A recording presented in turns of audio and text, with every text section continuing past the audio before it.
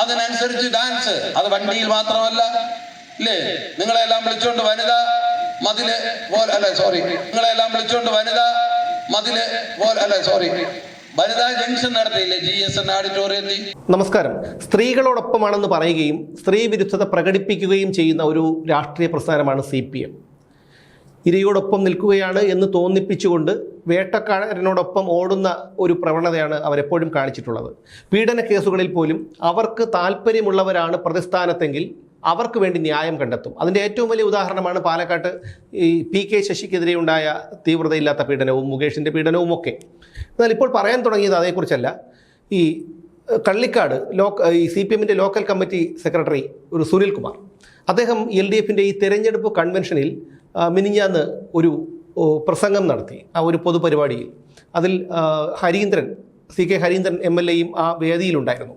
ആ വേദിയിൽ അദ്ദേഹം കള്ളിക്കാട് പഞ്ചായത്തിലെ സ്ത്രീകളെ, അവിടുത്തെ സ്റ്റാഫുകളായ സ്ത്രീകളെ വളരെ മോശമായി അധിക്ഷേപിച്ചുകൊണ്ടാണ് അയാൾ സംസാരിക്കുന്നത്. പക്ഷേ ഒരു സ്ഥലത്ത് അറിയാതെയാണെങ്കിലും അയാൾ പറയുന്നുണ്ട്, നിങ്ങളൊക്കെയല്ലേ വനിതാ മതിലിന് പോകുന്നത് എന്ന്. അതായത് വനിതാ മതിൽ കെട്ടിയതും വനിതാ മതിലിന് ആളിനെ കൊണ്ടുപോയതും ഒക്കെ CPMകാരാണ്. അപ്പോൾ അത് ഇദ്ദേഹം തന്നെ അറിയാം, അത് തെറ്റാണ്, അവരെ എല്ലാവരും നിർബന്ധിച്ച് കൊണ്ടുപോകായിരുന്നു എന്നുള്ള കാര്യമൊക്കെ സുനിൽകുമാറിന് തന്നെ അറിയാം. അതാണ് അദ്ദേഹത്തിൻ്റെ വായിൽ നിന്ന് അറിയാതെ പുറത്തു വന്നത്. എന്തായാലും ആ വീഡിയോ ഒന്ന് കാണുക. എത്ര ഭീകരമായിട്ടാണ് ഇവരുടെ ഒരു സ്ത്രീ വിരുദ്ധ നിലപാട്. ആ സ്ത്രീ വിരുദ്ധ നിലപാടില്ല, സ്ത്രീകളോടൊപ്പമാണ്, സ്ത്രീപക്ഷമാണ് എന്നൊക്കെ തോന്നിപ്പിച്ചുകൊണ്ടാണ് ഇവർ ഇത്തരത്തിലുള്ള ഈ സ്ത്രീ വിരുദ്ധത നടത്തുന്നത്.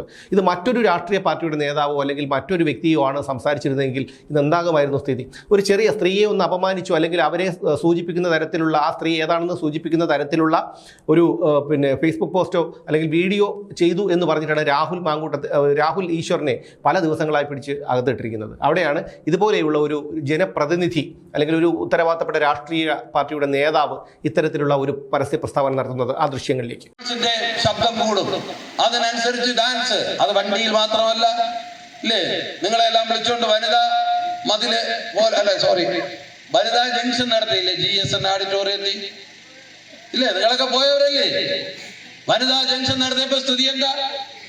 GSN ഓഡിറ്റോറിയത്തിൽ ഉച്ചത്തിൽ പാട്ടിട്ടാ കളിക്കേണ്ടത് നിങ്ങളാണ്, ഇല്ലേ? സ്ത്രീകളുടെ കലാപരിപാടി അവതരിപ്പിക്കാനാണ് അവിടെ ഇട്ടത്. പരിപാടി നടന്ന ഇവിടെ മുറ്റത്ത്, അല്ലെ? ഓഡിറ്റോറിയത്തിന് പുറത്ത് കളിച്ച ഡാൻസുകാർ ആരൊക്കെയാ? ഈ പറഞ്ഞ ആളുകളല്ലേ? ഈ പറഞ്ഞ ആളുകൾ കളിച്ചു, വനിതകൾ വന്നു നിന്ന് ക്യാമറയെ പകർത്തി. നിർഭാഗ്യവശാൽ ചില ആളുകൾ സെൻഡ് ചെയ്ത് കൊടുത്തു പലർക്കും. പിറ്റേന്ന് കള്ളിക്കാട് പഞ്ചായത്ത് മുഴുവൻ അതും പടർന്നു, ഇല്ലേ? ഇത്തവണ അങ്ങനെ പരിപാടി ഇട്ട് അത് തിയേറ്ററിലേക്ക് ഒതുക്കി. പോട്ടെ, അത് അവിടെ നടന്നില്ല എന്ന്. കാരണം ദിലീപിന് സുഖമില്ലാതായി. അതൊക്കെ മനുഷ്യത്വപരമായ കാര്യം. സുഖമില്ലാതായാൽ പിന്നെ ഒന്ന് ഡാൻസ് കളിക്കാൻ പറ്റില്ല. അയാൾ മെഡിക്കൽ കോളേജിൽ പോയി, ബാക്കിയുള്ളവർ കളിക്കാനും നിന്നില്ല.